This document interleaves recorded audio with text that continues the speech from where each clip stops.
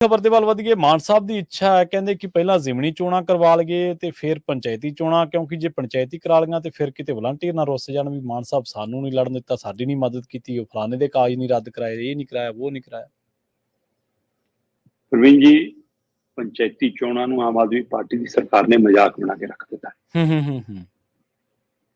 ਆਪਾਂ ਨੂੰ ਇਸ ਖਬਰ ਤੇ ਚਰਚਾ ਕਰਦੇ ਹਾਂ ਤਾਂ ਸ਼ਰਮ ਆਉਂਦੀ ਹੈ ਕਿ ਕਦੇ ਜੀ ਵਿਚਾਲੇ ਹੋਣ ਜਾ ਰਹੀਆਂ ਜੀ, ਕਦੇ ਜੀ ਹੁਣ ਜਨਵਰੀ 'ਚ ਖਤਮ ਹੋ ਗਿਆ ਕਾਰਜਕਾਲ, ਹੁਣ ਤੁਰੰਤ ਹੋ ਜਾਣੀ ਹੈ। ਨਹੀਂ ਜੀ, ਅਦਾਲਤ 'ਚ ਦੱਸਿਆ ਕਿ ਜੀ ਸਤੰਬਰ 'ਚ ਕਰਾਵਾਂਗੇ। ਆਪਾਂ ਹਲੇ 2-3 ਦਿਨ ਪਹਿਲਾਂ ਹੀ ਖਬਰ ਕਰਕੇ ਹਟੇ ਹਾਂ। ਪੰਜਾਬ ਦੇ ਐਡਵੋਕੇਟ ਜਨਰਲ ਨੇ ਪੰਚਾਇਤੀ ਚੋਣਾਂ ਨੂੰ ਲੈ ਕੇ ਲੱਗੀ ਪਟੀਸ਼ਨ ਦੇ ਜਵਾਬ ਦੇ ਵਿੱਚ ਕਿਹਾ ਕਿ ਜੀ ਕਿ ਆਮ ਆਦਮੀ ਪਾਰਟੀ ਦੀ ਸਰਕਾਰ, ਪੰਜਾਬ ਸਰਕਾਰ ਸਤੰਬਰ 'ਚ ਪੰਚਾਇਤੀ ਚੋਣਾਂ ਕਰਾਉਣ ਦੀ ਤਿਆਰੀ 'ਚ ਹੈ, ਸਾਡੀ ਤਿਆਰੀ ਹੋ ਗਈ ਹੈ। ਤੇ ਜਦੋਂ ਨਗਰ ਨਿਗਮ ਦੀ ਗੱਲ ਕਹਿੰਦੇ ਇਹਦੇ ਲਈ ਸਾਨੂੰ ਸਮਾਂ ਦੇ ਦਿਓ ਜੀ, ਤੁਹਾਨੂੰ ਅਗਲੀ ਤਰੀਕ ਦੇ ਦੱਸਦੇ, ਉਹਦੇ ਲਈ 22 ਤਰੀਕ ਤੱਕ ਦਾ ਸਮਾਂ ਪਿਆ ਤੇ ਉਦੋਂ ਫਿਰ ਦੱਸਾਂਗੇ। ਪਰ ਹੁਣ ਪਤਾ ਲੱਗ ਰਿਹਾ ਕਿ ਪੰਚਾਇਤੀ ਚੋਣਾਂ ਤਾਂ ਨਵੰਬਰ 'ਚ ਹੋਣਗੀਆਂ। ਆਪਾਂ ਕੈਬਨਿਟ ਦੀ ਬੈਠਕ ਦੇ ਹਵਾਲੇ ਨਾਲ ਕੱਲ ਗੱਲ ਕਰ ਰਹੇ ਸੀ ਜੀ, ਤੇ ਜਦੋਂ ਅਮਨ ਅਰੋੜਾ ਤੇ ਹਰਪਾਲ ਚੀਮਾ ਹੋਰਾਂ ਨੇ ਪ੍ਰੈਸ ਕਾਨਫਰੰਸ ਕੀਤੀ ਕੈਬਨਿਟ ਦੀ ਬੈਠਕ ਦੇ ਫੈਸਲਿਆਂ ਨੂੰ ਲੈ ਕੇ, ਤਾਂ ਮੀਡੀਆ ਨੇ ਸਵਾਲ ਪੁੱਛਿਆ, ਕਹਿੰਦੇ ਨਾ ਪੰਚਾਇਤ ਨੂੰ ਲੈ ਕੇ ਕੋਈ ਗੱਲ ਨਹੀਂ ਹੋਈ। ਤੇ ਆਪਾਂ ਕੱਲੇ ਗੱਲ ਕੀਤੀ ਸੀ ਕਿ ਸੰਭਵ ਹੀ ਨਹੀਂਗਾ ਕਿ ਕੈਬਨਿਟ ਦੀ ਬੈਠਕ 'ਚ ਪੰਚਾਇਤ ਨੂੰ ਲੈ ਕੇ ਮਸਲਾ ਵਿਚਾਰਿਆ ਗਿਆ। ਔਰ ਉਸ ਬੈਠਕ ਦੇ ਵਿੱਚ ਬਾਹਰ ਜਨਤਕ ਕਰਨ ਦੀ ਬਜਾਏ ਮੂੰਹ ਜ਼ਬਾਨੀ ਇਹ ਫੈਸਲਾ ਹੋਇਆ ਕਿ ਪਹਿਲਾਂ ਜ਼ਿਮਨੀ ਚੋਣਾਂ ਫਿਰ ਪੰਚਾਇਤੀ ਚੋਣਾਂ।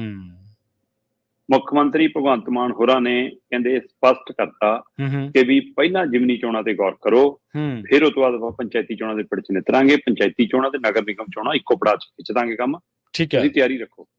ਐਮਐਲਏ ਨੂੰ ਹਦਾਇਤ, ਆਪਾਂ ਇਕੱਲੇ ਗੱਲ ਕਰਕੇ ਕਿ ਹਦਾਇਤ ਹੋ ਗਈ ਪਿੰਡਾਂ ਜਾਓ, 4 ਜ਼ਿਮਨੀ ਚੋਣਾਂ ਦੇ ਹਲਕਾ ਇੰਚਾਰਜਾਂ ਨੂੰ ਹਦਾਇਤ ਹੋ ਗਈ।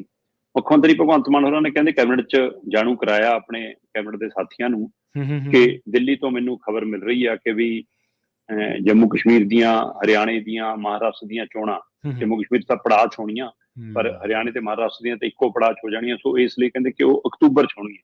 ਠੀਕ ਹੈ।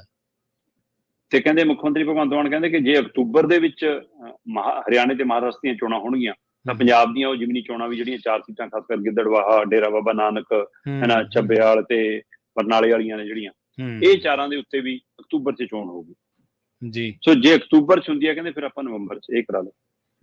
ਵੈਸੇ ਮੁੱਖ ਮੰਤਰੀ ਭਗਵੰਤ ਮਾਨ ਹੋਰਾਂ ਦੇ ਇਹ ਵੀ ਧਿਆਨ 'ਚ ਆਇਆ ਕਿ ਬਈ ਆਪਾਂ ਝੋਨੇ ਦਾ ਸੀਜ਼ਨ ਵੀ ਧਿਆਨ 'ਚ ਰੱਖਣਾ। ਠੀਕ ਆ। ਪਰ ਉਹ ਕਹਿੰਦੇ ਦਿਨਾਂ ਦੀ ਗਿਣਤੀ ਮਿਣਤੀ ਇਹੋ ਜਿਹੀ ਬੈਠ ਰਹੀ ਹੈ ਕਿ ਉਹਦੇ ਵਿੱਚ ਜ਼ਿਮਨੀ ਚੋਣ ਵੀ ਆ ਸਕਦੀ, ਉਹਦੇ ਵਿੱਚ ਨਗਰ ਨਿਗਮ, ਨਗਰ ਕੌਂਸਲ ਤੇ ਪੰਚਾਇਤੀ ਚੋਣਾਂ ਵੀ ਆ ਸਕਦੀ। ਪਹਿਲਾਂ ਸਰਪੰਚੀ ਦੀਆਂ ਚੋਣਾਂ ਹੋਣਗੀਆਂ, ਫਿਰ ਜ਼ਿਲ੍ਹਾ ਪ੍ਰੀਸ਼ਦ, ਬਲਾਕ ਸੰਮਤੀ ਹੋਣਗੀਆਂ।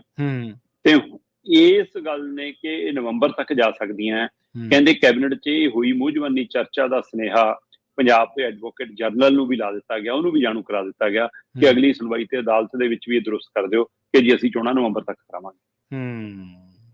ਸੋ ਇਸ ਲਈ ਹੁਣ ਪੰਜਾਬ ਦੇ ਵਿੱਚ 13,241 ਪੰਚਾਇਤਾਂ ਜਿਹੜੀਆਂ ਚੋਣ ਹੋਣੀਆਂ ਜੀ, ਉਹਨਾਂ ਦੀ ਚੋਣ ਨਵੰਬਰ ਤੱਕ ਟਲ ਸਕਦੀ ਆ। ਬਿਲਕੁਲ ਜੀ, ਪਹਿਲਾਂ ਸਾਰਾ ਵਲੰਟੀਅਰਾਂ ਦਾ ਜ਼ੋਰ ਜ਼ਿਮਨੀ ਚੋਣਾਂ 'ਚ ਲਵਾਉਣਾ, ਫਿਰ ਉਹਨਾਂ ਨੂੰ ਕਹਿਣਾ ਕਿ ਹੁਣ ਤੁਹਾਡੇ ਲਈ ਸਰਪੰਚੀਆਂ ਪੰਚੀਆਂ ਨੇ।